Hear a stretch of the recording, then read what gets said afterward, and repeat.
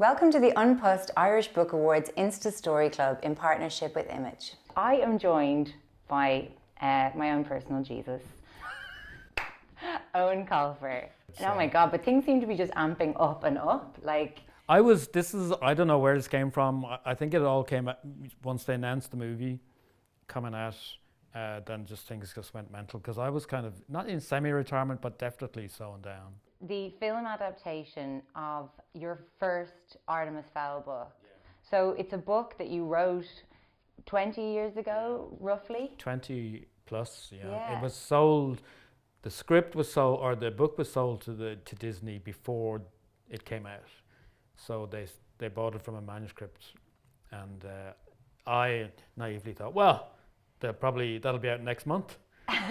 So I, quit my job, and 20 years later, it's coming out next May. So that's amazing, isn't it? Yeah, it's actually a lovely time when the movie is being made because you get to see the process and you meet all the people involved, and so that's been really nice. And when you kind of have the level of success that you had early on, you've been on the New York Times bestseller list countless times. Yeah. Do you ever relax into that, or do you always feel the pressure to keep hitting the next kind of the goal? Or I'm still feeling the pressure. Now maybe there'll come to a point where I will stop caring about that. But really the pressure is for me is to write a good book, and some of my best books haven't been bestsellers, and for me I would say, well, would be in my top 3, and that's what I'm always trying to do, to write a book that I can go back to in 5 years and still think, yeah, that has a few things in it that were good. So I'm very critical of my own work, and I know what it has to be and what it doesn't have to be. I suppose I'm aware of where my niche is, but yeah, I'm still quite critical. And I still say, I'm going to give this book everything as regards publicity. So I go all around the world, whatever it takes, to give it its best chance to jump off. And because I know the next book, that could be it, as regards success. So you never take that for granted. And I think if you come up and you've had a job, I was a teacher for 15 years. And if you do that, and I had a mortgage and 2 kids before I was successful, you know what it's like to work for a living. So you just feel so happy that you can do your hobby as your job, which is amazing. So I try never to forget that. And now you're bringing out a kind of nearly next gen kind of. Is it a series again? Do you see it as being a series? We'll see. The Fowl twins. The twins. I don't know. I don't plan that far ahead. It will definitely be 2. I imagine it would be a trilogy at least, and then we'll see after that. But who knows how it will go. Quite frankly, everything depends on how I feel in the office now, because I'm in that office for 8 months on my own. And when you're in there, about month 3, you forget about paydays and you forget about bestseller lists, and you just either are bored or you're not bored. And if you're not bored, then that's going to be a good book. But if you're bored, then the kids are going to be just super bored.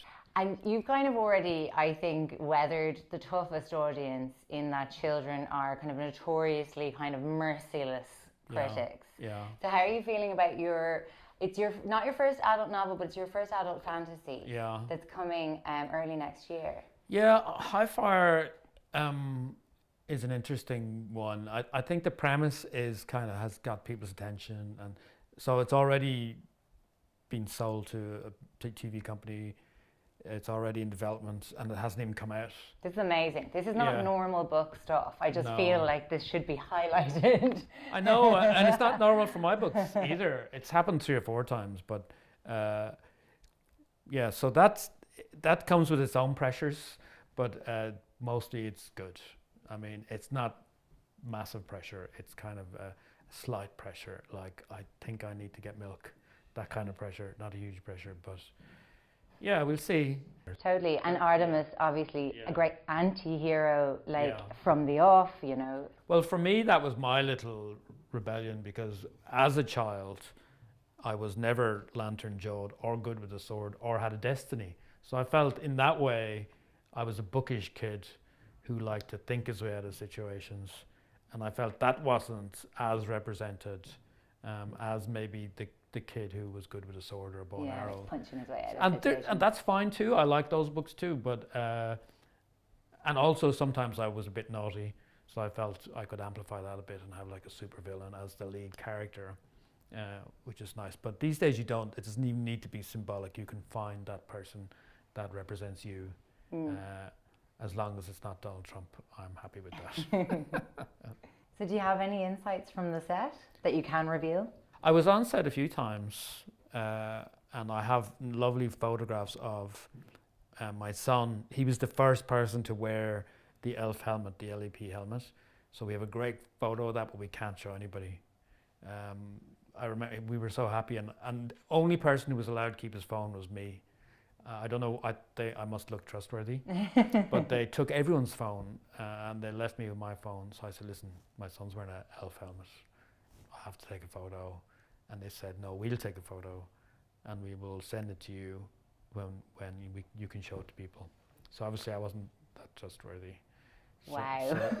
So that was nice. Thanks for joining us this week for the An Post Irish Book Awards Insta Story Club in partnership with Image.